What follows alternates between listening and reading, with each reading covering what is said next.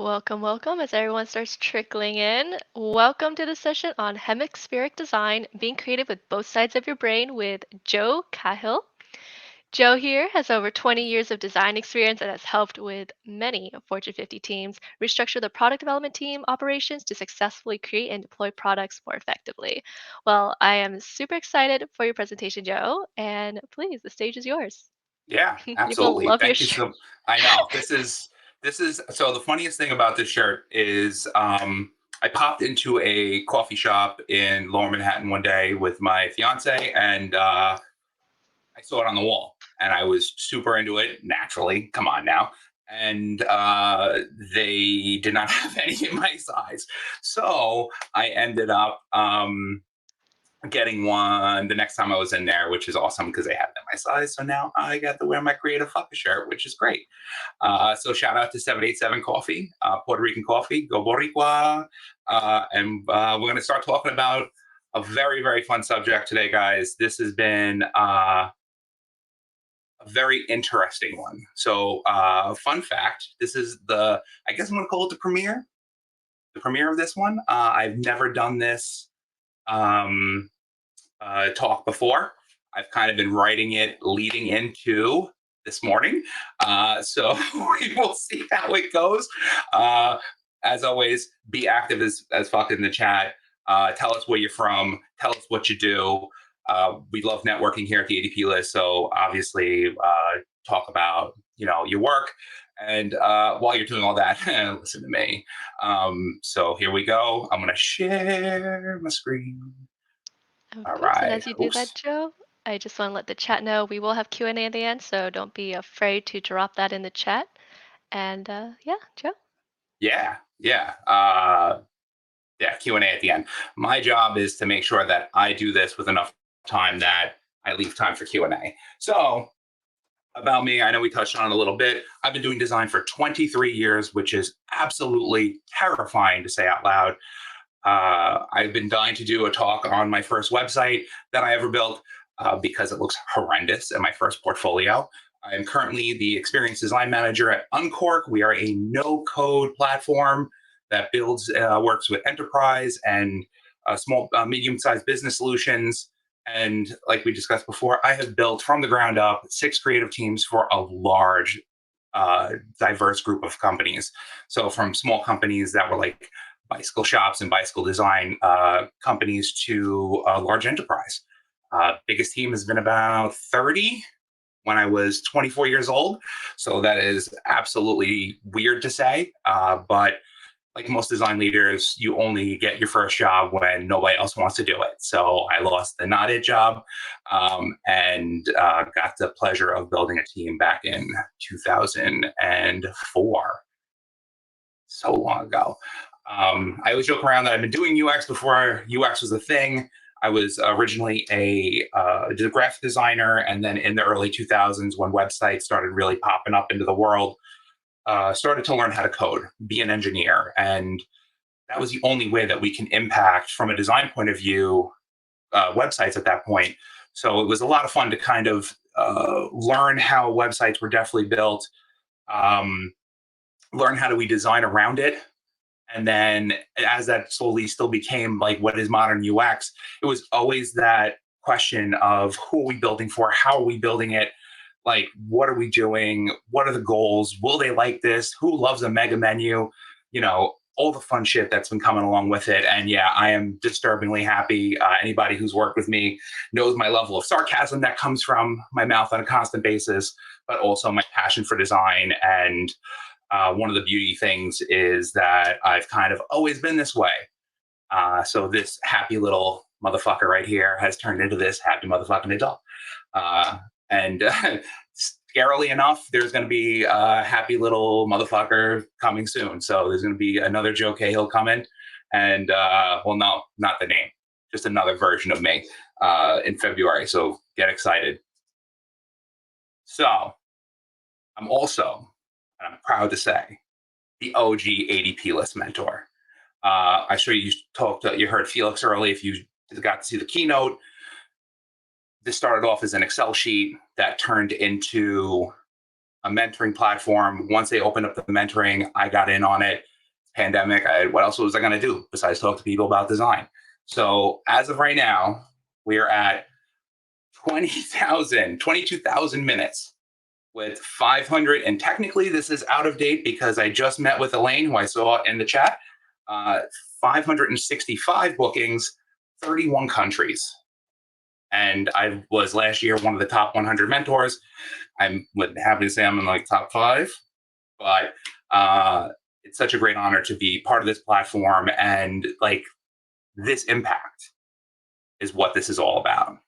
You know, like this is something that is unbelievable.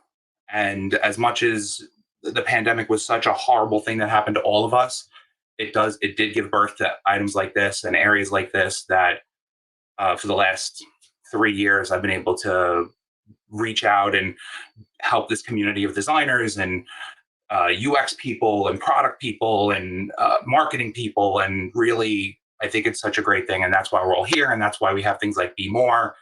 And it's pretty awesome. And this is a lot of time of me talking.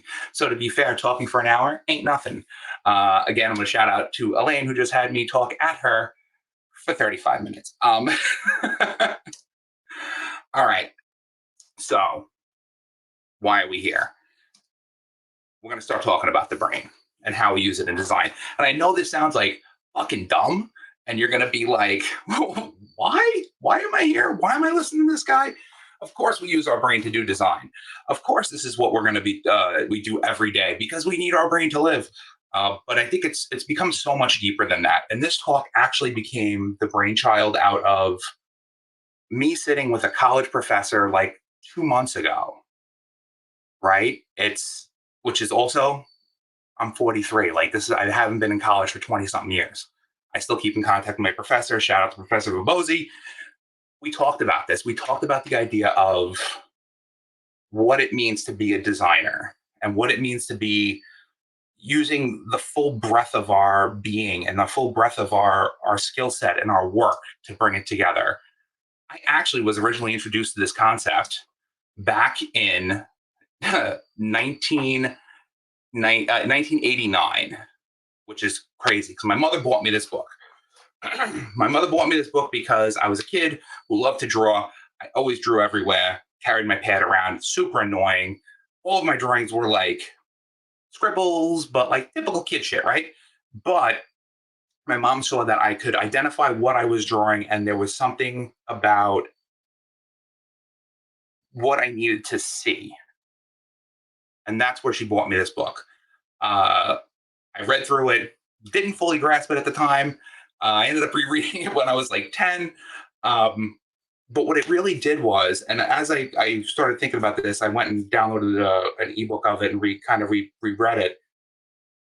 It was so much more about my perception on how to design and how to draw more than it was about learning to draw. And I think that's where me as like a nerdy kid, I'm super analytical. I'm super like in my head sometimes. This taught me that I need to kind of be free. And when I draw, it doesn't have to look like the rock I'm looking at the time. I have to just start finding my way to build the design. I'm sure we've all seen the Instagram videos where people start drawing shit and you're just like, oh, that looks like nothing. And then all of a sudden it's this beautiful painting. You're like, what happened? How did that happen? Like, where does this creativity come from? So this book actually was my intro into understanding that like both halves of my brain lead into my creativity. And it's still kind of mind-boggling. This book was written in 1979. It was re-updated a couple of times in the mid-90s. It's still such a valid piece of information, especially for me, because I built the foundation of what is now my design career on this.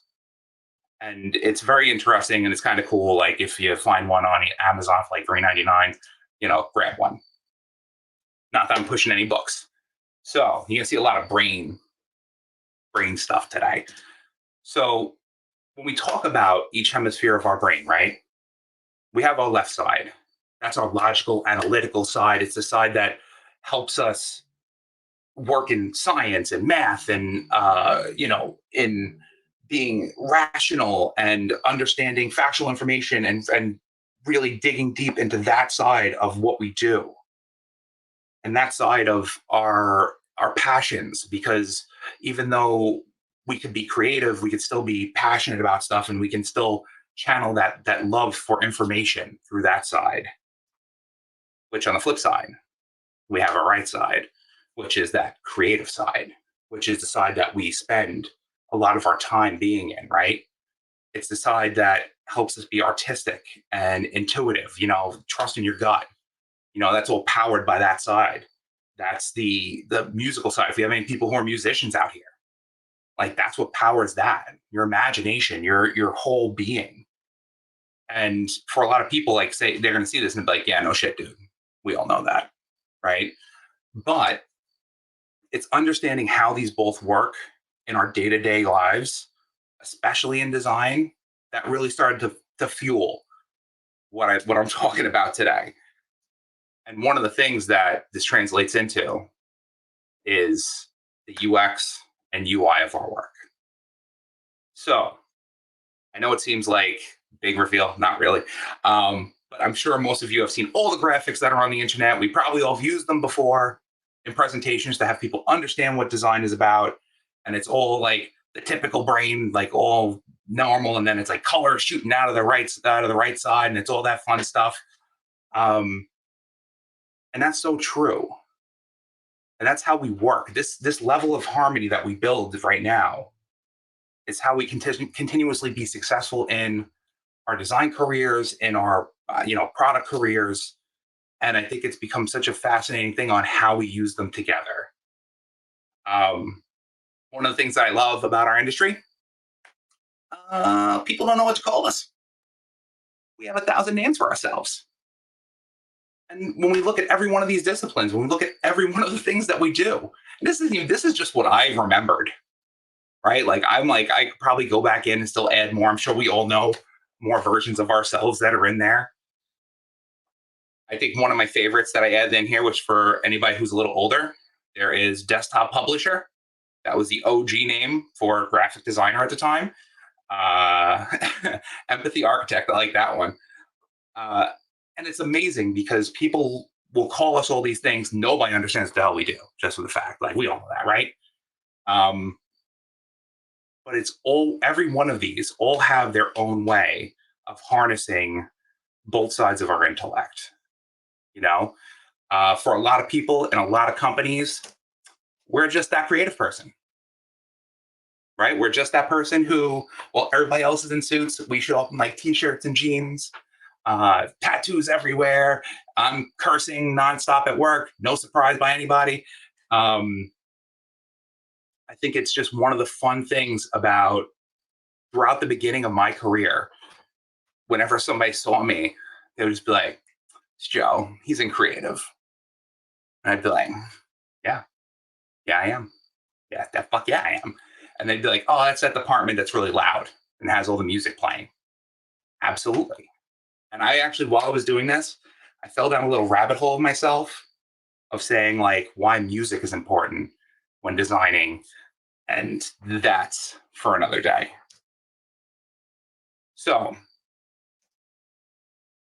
the cool part of this all is, how do we effectively use both sides of our brain, right? How do we effectively harness levels of our creativity, levels of our intellect into a passionate career? And I think that's that's one of the things about BeMore that I personally like, is that there's people here that are career changers. There are people here that are, I think I saw somebody wrote that they were a dancer turned UX designer, musician, dancer, artist. Amazing. It's like, how do we be successful? How do we find our light and make sure that we enjoy every minute of it? And that's by using the tools that we have. Yes, Figma. Yes, Protopie. Yes, all these things, right? Yes, Google Slides and Google Slides. But it really comes down to us.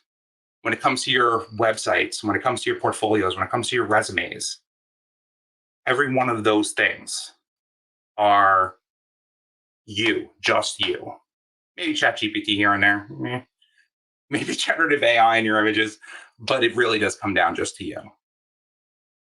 And that comes from what happens inside your head. So, from the UX side, from our side of being analytical, right? We dive deep into research. We dive deep into like competitive analysis, company audits. You get to ideate. You look deep into people and who they are and what they do, and gather those insights. You will work with clients and actively listen to what their problems are. If you're any designer, you have sticky notes. You throw them up on the wall. The how might we's, the how do we's, the how can we's. You start thinking through how a site or an app or anything is built down to the nitty gritty, how they move through the app, how they go, what their goals are, how do they get there, where did they come from. This is all powered by that side of our brain. This is all deeply rooted in our ability to be analytical. Our idea to be rooted in everything deep inside our head. And I think that's where, when we think about how we work, we have to always make sure that we're focusing in on that side. We're going to touch on a very interesting point of a problem that I face a lot, right? When I'm working in these, right? I'm working in these projects, I'm coming up with personas, I'm trying to figure out how to work with a person. I'm sitting on the other side of a screen, asking them questions. How do I make sure that I stay focused in that moment, right? Because when we do this, it's so hard to look at this work and be creative. You have to be laser focused on how we're gathering this data. Even when we're wireframing, like one of the things that I kind of screw around with a lot is when I wireframe, it starts to look a little more like visual design than I really want to. Because like when I need to think through the interactions, when I need to think through the content hierarchy, when I need to think through the pieces of the puzzle that need to be here, I can't be creative. I have to be execution. I have to be thinking through what this data means, what this problem I'm trying to solve is, what I'm trying to dive deep on. What did I hear from like the user about their goals? What did they hate about this?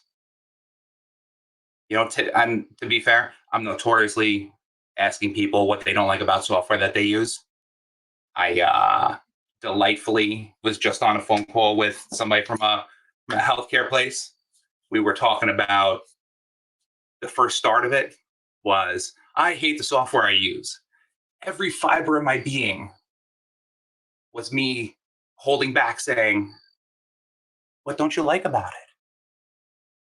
What are your pain points with this software? And that's solely because I was literally just working on a project for a client where I was just going through the readout of the last round of user testing. So my mind was already set in like, tell me your problem, tell me what's going on, tell me what's right, tell me what hurt, where it hurts, right? So when we sit on that side of the brain, right, when we're working that way and we're staying analytical, like that only leads to success in this because there's no distractions. Fun fact about this. So when I do UX work, I have no music on.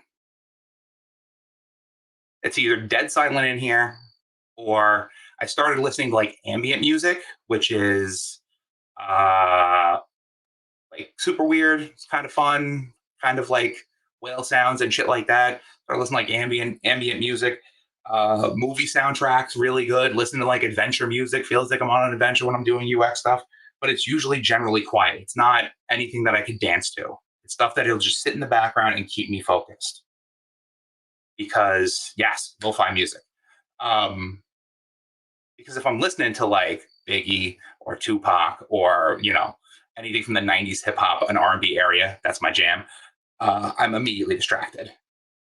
I'm immediately in a different space. So that I reserve for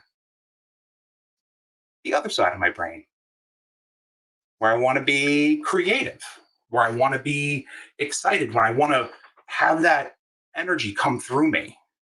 When I'm doing visual design, when I'm doing branding, especially when I'm doing branding, if I am drawing out logos and I'm trying to figure out what's the voice of this company, what do they want, what do they need, what's going to be their identity, what is everybody going to recognize them from, right?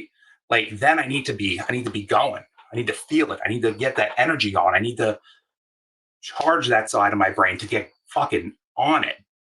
When I'm doing interactions, like when I'm trying to figure out what's a fun way to get something to move or go or slide through, and if we're going to have a user do this, how's it going to look?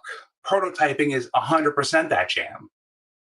When you're trying to figure out a fun way to make something go from this place to this place, shout out to Figma for the variables, because I am now trying to figure out more and more ways to bring life to the designs.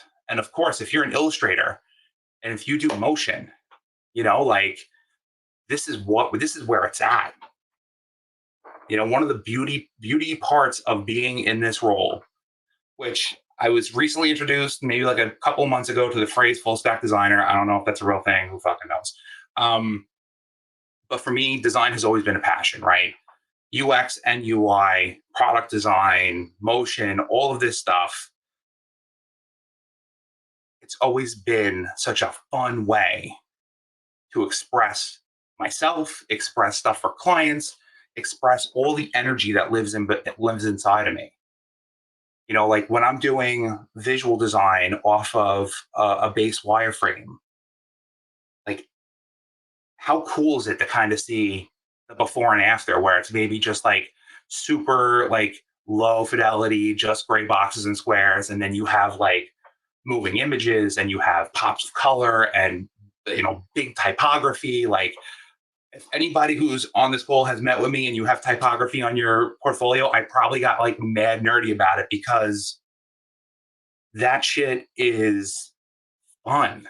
Like typography is such a cool thing. It's such an underrated thing that is part of our design existence, but when it's done right, it's done beautifully. Motion is such a big thing. We've been granted, again, showing my age. When I first started designing websites, we used Flash. For anybody who's old enough to know what Flash is, it was a nightmare software that created nightmare websites. Nowadays, we don't want to deal with like a 30-second load time. We were watching toolbars, like progress bars, slowly creep for minutes. I will never forget that your first Jurassic Park movie, I put it on my screen. I walked away to go to lunch. I came back and it was just finishing loading up.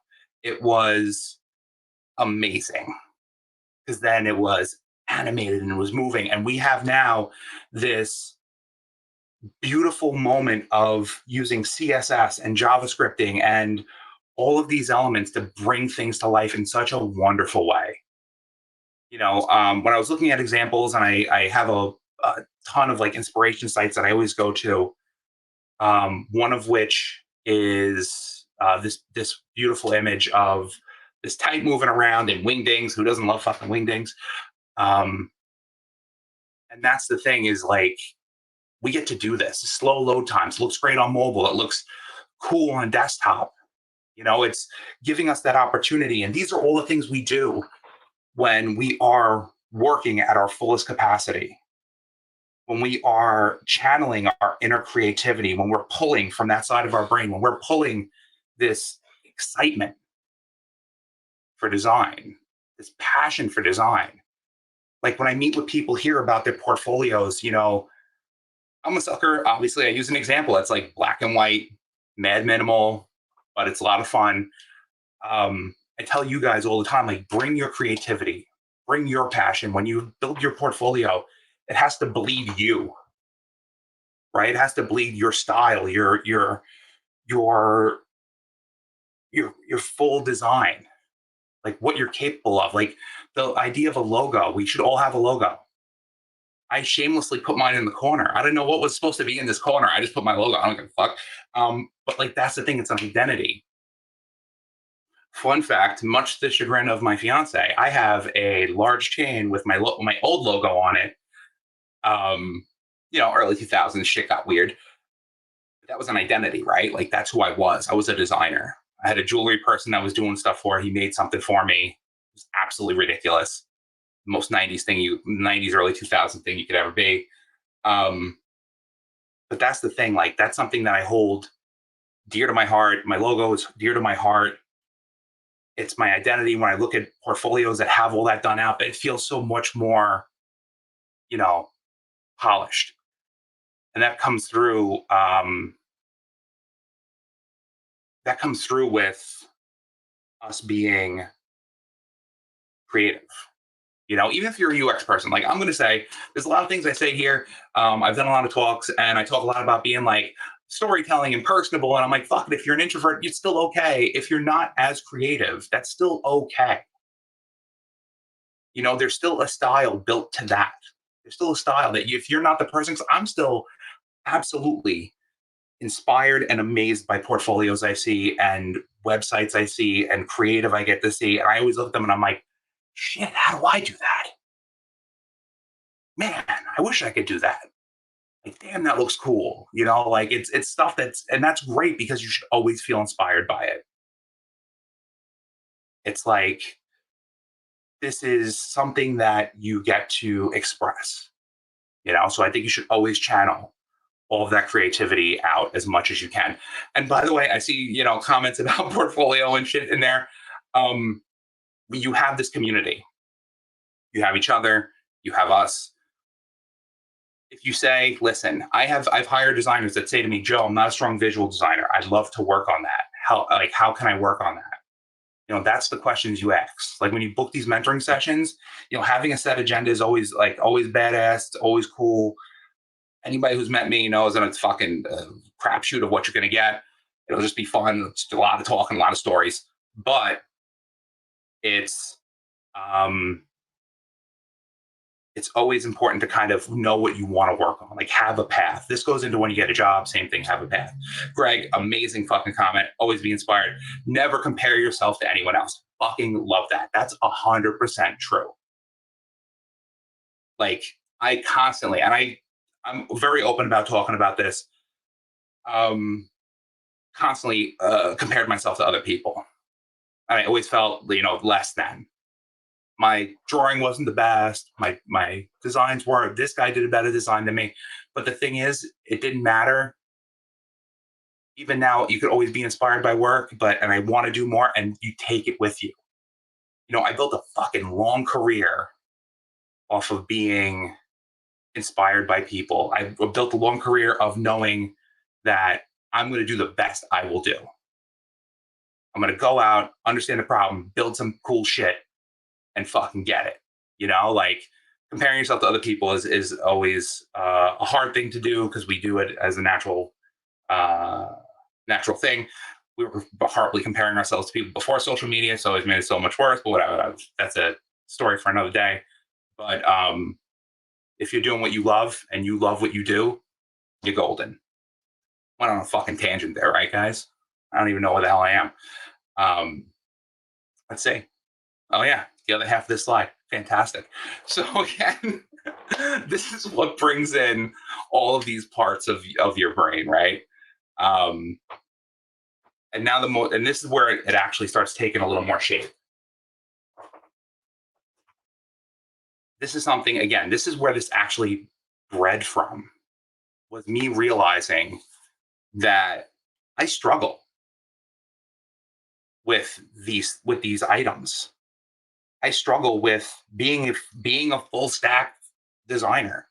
I struggle with going from UX to going to UI.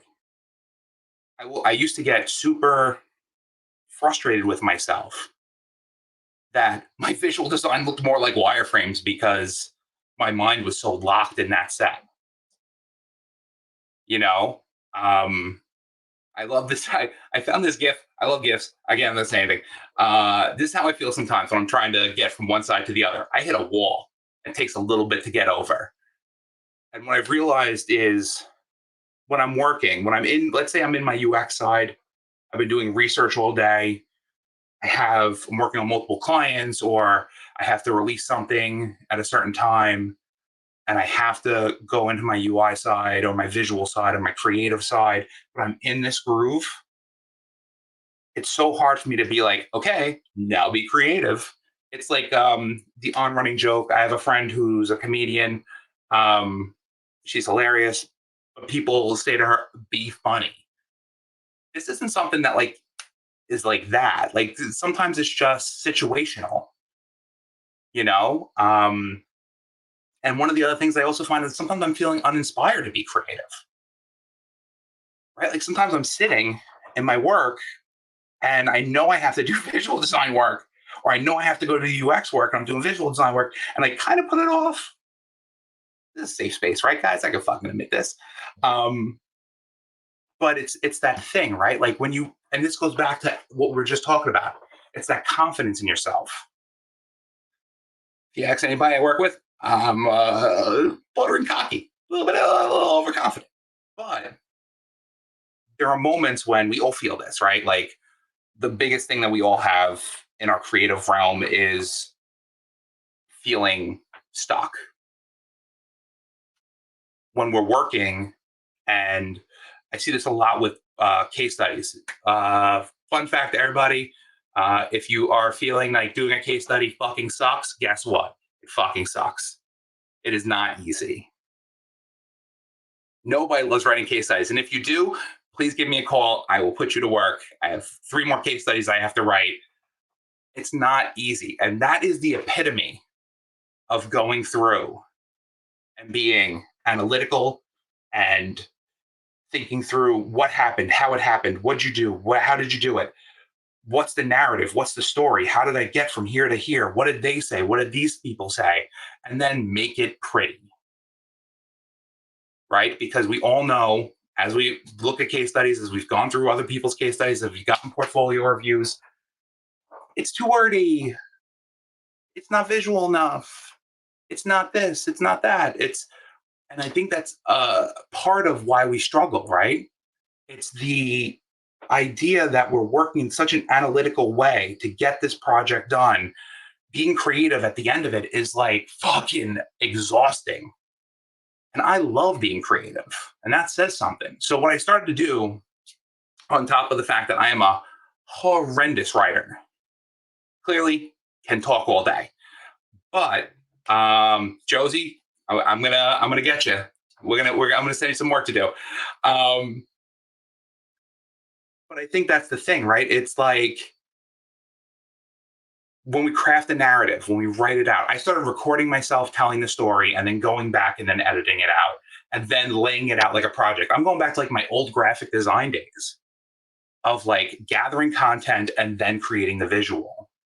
Because if I tried to do it in between, I was like, I'd spend more time trying to create a visual and be like, oh, all right, so this goes in here. Where was I? It's like crazy. It was crazy to me. So getting into that groove, I started focusing in on like compiling the information, writing the story, then laying it out. It became the most logical way of doing it for me. And again, logical, sitting on the left side of my brain, right? But then when I don't have to think about where the content, what the content is, and how I'm writing it, then I can start to be creative. I started to think about it as like splitting myself into I'm the copywriter, and then I'm handing it over to Joe, to the designer. And sometimes they fight. Sometimes they leave nasty comments in their own Figma file about each other. I don't have multiple personalities. It's fine. But one of the things that I've learned is throughout my day, I have to learn to keep my focus clear. Luckily, we have the ability of some of us being at home. I could do a lot while I'm home. Even when I was in the office, I tried to make time to get away. My favorite thing to do while I was in the office was go on coffee chats. This was For anybody who is in the corporate realm, a coffee chat is when you go take a walk for about 15 minutes to 45 and bitch about work with a complete stranger or somebody you work with, then you just need a moment. When I'm getting in these grooves and I'm working and I need to take a step away, I find a way to do it in purpose, do it with purpose. Right before this call, I went, sat my fiance outside. It's a beautiful day in New York. It's unbelievable. It's going to be winter before I know it. We sat outside. I had my laptop with me. I was still looking at my laptop, like trying to still add some slides in here. I don't know. I want this thing to be perfect for you guys. But it was moments where I was still taking a break, right? I'm taking in the air. It's nice. It's clear. It was actually her idea. So I'm giving her credit. She's probably shaking her head yes. But that's the thing, right? Like we needed to really, I needed to take a moment. And this was me taking a moment to take myself out of writing all the content down, thinking about what I had to do, and thinking about the story, thinking about how I'm going to tell this to you guys. And I love coffee. If anybody knows me well enough, obviously I used all the words that I could possibly use that make me sound as New York as possible. Coffee, walk, snack. But these are the things, and I think this is also part of like our own self healing and self love and how we take care of ourselves in the day. Looking at the screen, I fucking love looking at the screen. I hate that I say that out loud. I love working on projects. I love dealing with working in Figma still and doing all this stuff. But we need moments away.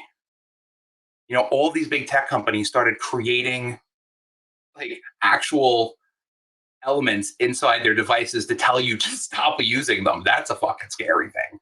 I don't think there's anything in the world that I've ever been that somebody's be like, you know what? You don't need any more pizza. Domino's is never going to say that. There's never going to be, the bartenders will definitely tell you you've had too much.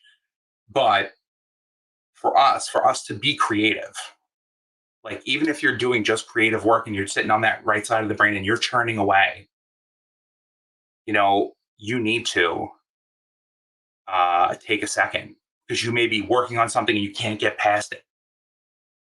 You have to take a second. So for me, that's how I've been able to switch in between, right? Um, Once you find perfect balance, who doesn't love a dog balancing fucking chips on his face? Oh, I forgot that I made that on click. Eh. You find high performance. Just to be fair, this is me all the time. This is literally one of my favorite gifts because this is just me typing out Slack messages and yelling at people on a constant basis with love, obviously. One of the things that throughout my career I have found inspiring and that always keeps me moving is how other designers look at our job. And designers and creatives and everybody around it. And I found this lovely quote as I was looking through yesterday from Mary Lou Cook. I feel like all these things are always overused. Everybody's seen them 1,000 times, but I think this resonates with me with where I am in my career, where I am in this industry, how this industry is growing, and its creativity is about inventing, experimenting, growing, taking risks, breaking rules, and making mistakes while having fun. Right? When I tell people about their case studies and they leave out all the ugly that happens, all the bullshit, all the shit that makes you feel a little crazy or something that goes wrong or you bring it to user testing, everyone hates it. You bring it to the boss hates it, right? Those things are fine. That's all part of the story. Like all of our stories are not without some type of fuck up in the middle, right? So embrace them. And you have to have fun while you're doing it. I know so many people who hate what they do, who find negativity in their work. I find negativity in my work. My favorite phrase is, I love my job. I just hate people because people I work with, they ruin everything. People ruin everything. That's just how it works. But it is about having fun. It's about fostering an area where you can be free to create, Be yourself, bring your brand, bring your energy, bring everything that makes you for these products, for the websites, for the animations, for the illustrations.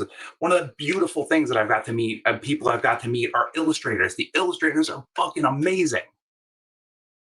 I love seeing people draw. I love seeing what people create. This is just an amazing industry to be in. And this is a place that you are meant to have fun in. This is a place you are meant to enjoy. And I hope if you are starting out just now, or you've been doing this for 10 years or 15 years or 20 years or 30 years, that you're still enjoying it. Like funny side note, I'm sure everything's a fucking side note with me. My fiance was going to a bachelorette party. She wanted to make like the little cricket things. And right away I started like banging through making like designs for shit just in case. And it was so exciting and so dumb, but it's fun, right? Being creative is fun. Like, I think that's such a fun thing that we get to do. It's a pleasure we get to do. We get to build it for people. And if you look at the bigger picture, we get to build things that benefit people's lives. For every fucking social media app that we build, we get to build something that's ADA compliant. We get to build something that helps somebody maybe read. I worked with a wonderful team at Havasa, New York. They built a Parkinson's app for the iPad that helps people that have tremors, like have the iPad be stabilized. Such an amazing, meaningful project. These are the things we get to do. You know, like, this is, you signed up for a career where you can actually make an impact in people's lives.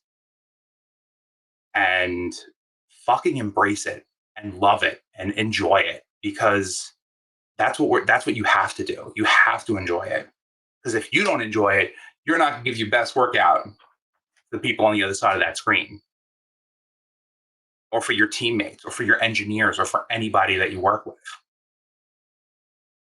Like, give it your all. And if somebody doesn't like it, fuck them. Just pivot. Try it again. Try something new. Our life is about trying something new. Fucking product design is about trying something new. You know, we saw what happened with, what happened with X. They tried something new. Is it successful? Who fucking knows? But yeah, this is just something that's just amazing. I actually somehow managed to do this on time, which is great, because Lily, I wasn't going to torture you knowing this is your last one for the day. But thank you everybody for spending time with me. Hope you got some type of nonsense out of it. If you obviously find me on LinkedIn, book time with me on ADP list, everything else, I'm gonna stop sharing my screen because I know we got some questions. But again, thank you guys. So what we got question wise, Lily? Thanks, Joe. Yeah, we got 2 questions from Ben, and feel free to still drop your questions in the Q&A section, desk to the audience. So, first question from Ben: do you ever design anything with deliberate wait times? So this is actually a very, very funny, very, very funny story. I'm going to say no. The idea is to never build anything with deliberate wait times, but I did notice, and this is actually something really funny,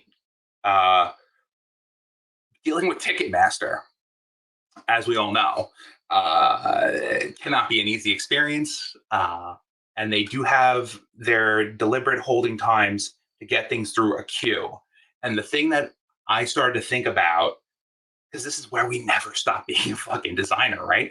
I'm like, how would I redesign this? How would I come up with this? How would I make it possible for people to understand what this is and how their connection works and how everything else works, and how would it make it beneficial to you? I did not come up with an answer. I felt like that I would end up needing to do a ton of user research outside of my jaded ass. But it is something, a very interesting thing from a UX perspective. One of the things that I will say came up very interestingly in a project when I was working with multi-country rollouts, international rollouts. That's the word I was looking for. We design. Sometimes we get stuck designing for the United States, right, or designing for like populated countries that have high speeds. I was doing an international market rollout with a client, and um, I went and I was looking at the websites that were there on like in that area, and I'm like, they're super fucking sparse, right? Like there's not a lot of like imagery, there's not heavy imagery, it's super tight. Started looking into it, and the reason why was because these regions do not have like super fast internet. So people who design websites for them build them in with the idea that they need to perform with at this bandwidth. So it became like a whole conversation. Like, engineers were just like, no, no, no, we're not creating new components. And I'm like, what are we going to do? We got to optimize images or some shit better. But I think it's something that we always have to keep in mind um, when we're designing anything is like, who is the end user? What do they have access to? I think that's such a tough thing to kind of figure out. But a little research goes a long way. All right, Lily, what's next? Another question from Ben. What kinds of things do you look out for when you see someone who may be a promising candidate, but they lack a polished portfolio? 200% storytelling. It's not always about the visuals. I think the visuals are a surprise and delight moment for me. Love reading case studies. It's a very weird thing that I like to do. If you ever book time with me and you give me your website up front, I'm probably going to read your case study before I meet you. Before I had somebody living with me, I would probably sit with a bottle of wine and go through case studies for candidates when I was looking for it. But it's 200% a story. It is making sure that your storytelling is tight from the start, from the case study, like keep me captivated in it. I love this. I have this idea that a great storytelling for a case study is like a pop song, where every hook, which is the thing that gets stuck in your head, is your output, is uh, your hook, is your results of your research, your wireframes, your visual design, your design system, but everything else is supporting text to it. And as we all know, nobody really remembers the supporting text. Everybody just remembers the hook.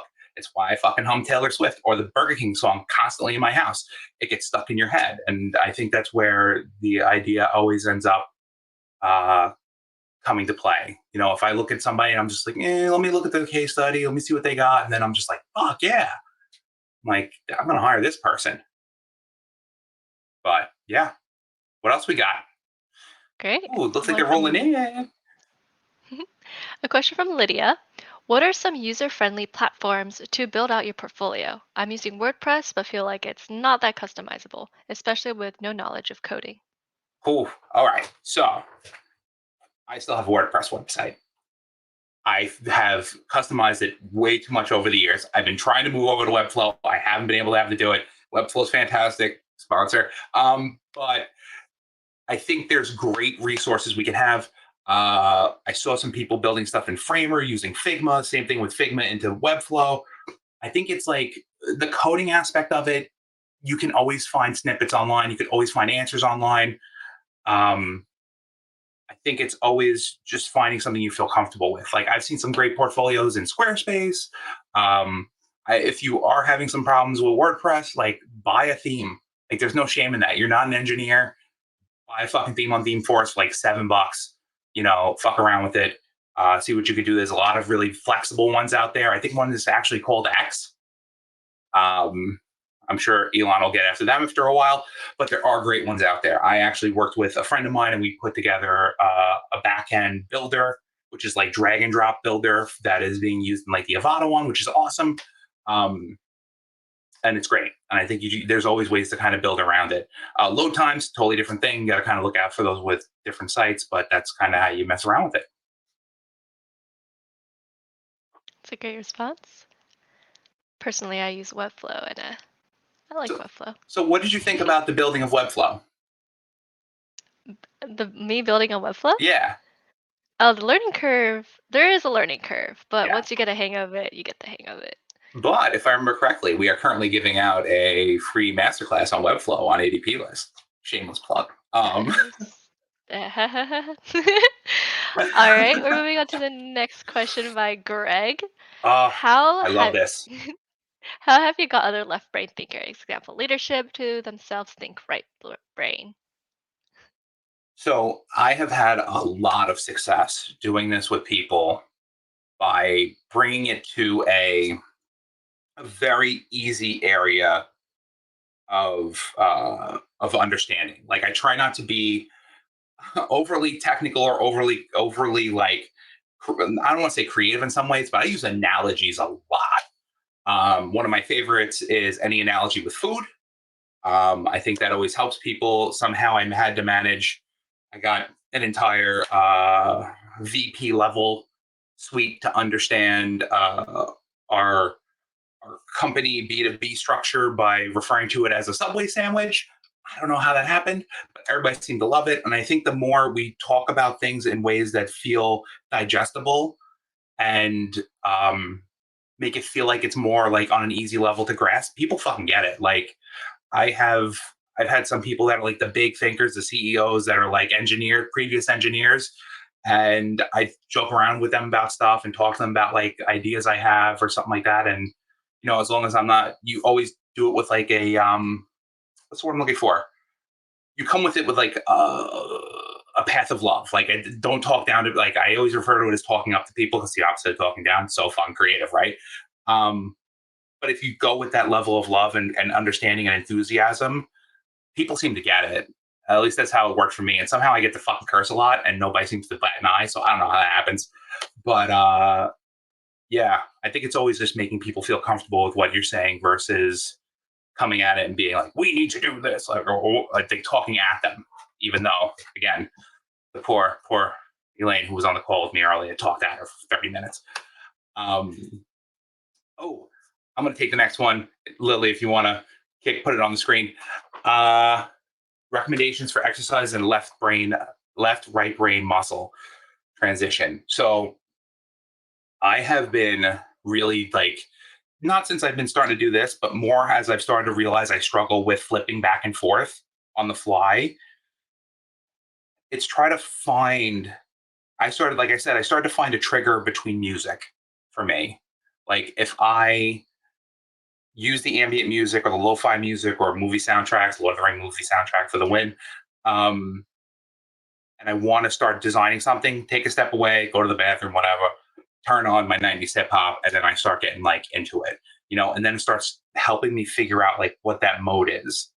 And as I've been doing that, it's helping me kind of like now to the point of just taking a breath, like just closing my eyes and being like, all right, let's get it. And it's like just finding your way back is a nice way. Just find what your trigger is. And I think that's with anything else. Like even when you have anxiety or you feel a certain way about things, when you find what calms you, like what's your happy place, like you're set and you're set for it.